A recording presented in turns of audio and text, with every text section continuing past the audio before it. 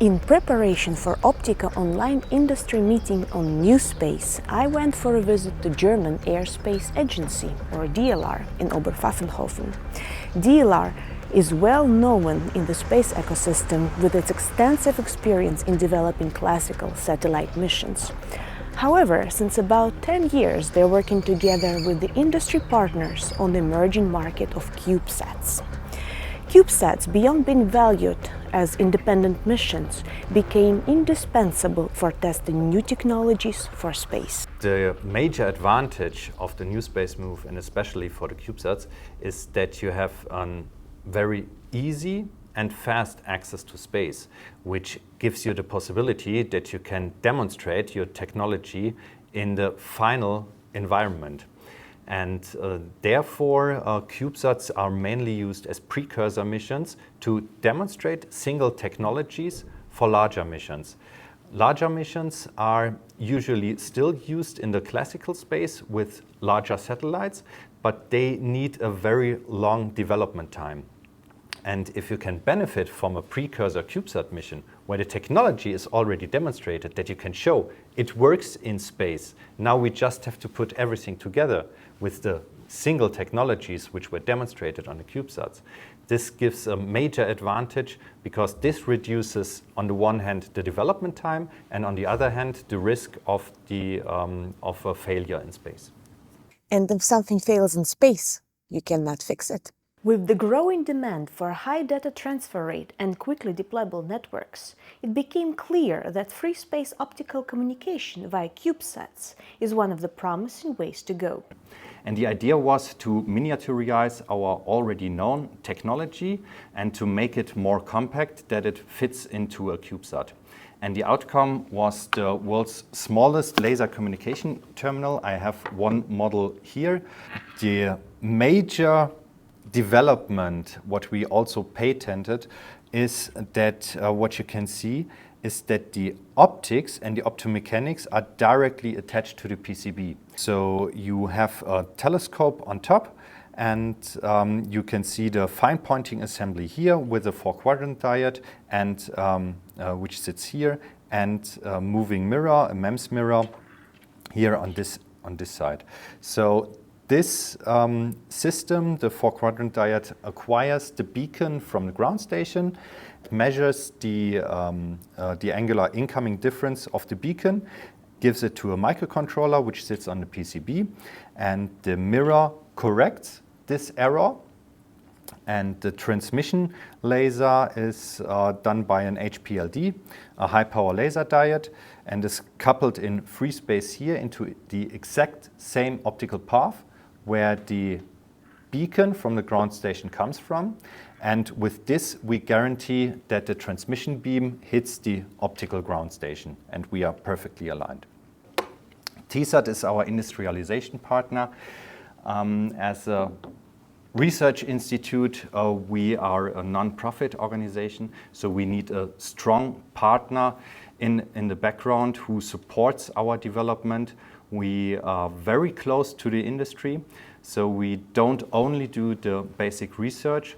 Our goal is to bring our technology also into the community and into a real product, and therefore we had a contract with TESAT.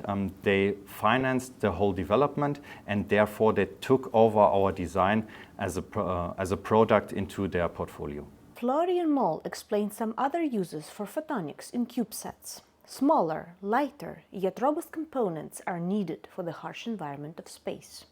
One of the technologies that we expect to be used in Cubesats a lot is photonic integrated circuits, BICs, because that's just a very promising, nice, already used way to miniaturize things, sometimes even to simplify laser setups, laser modulator setups. Some of the subsystems which are put in the Cubesats now for satellite QKD, but also for telecommunication, transmitters and receivers can be shrunken down from block sizes to simply chip sizes. Of course, you need electronics around.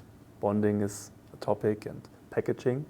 Nevertheless, this is a clear way to go, and there is already quite some development ongoing, and it's very likely that this will find its way in many CubeSats.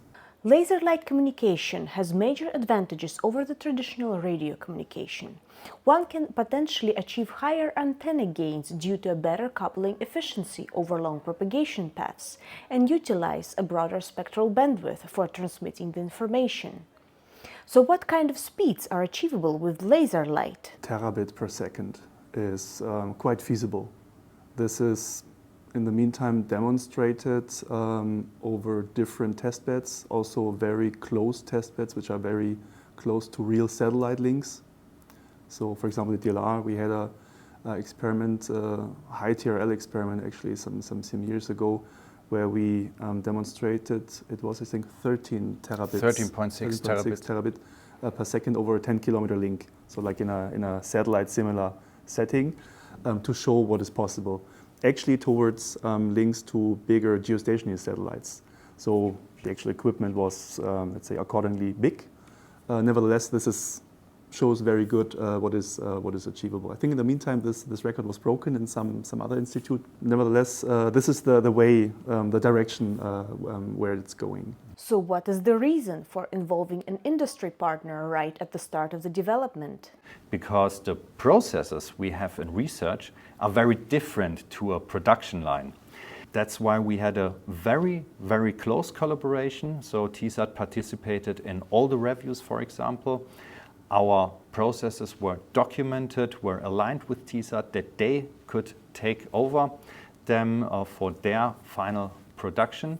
And the outcome of the terminal was a very modular approach, where we, from the beginning on, we designed the terminal that we can distinguish the single subsystem, also to use synergies for future applications, like quantum key distribution, which is the first step then in the Cube project, where we extended our terminal with capabilities towards quantum key distribution. And this serves another market space in this field.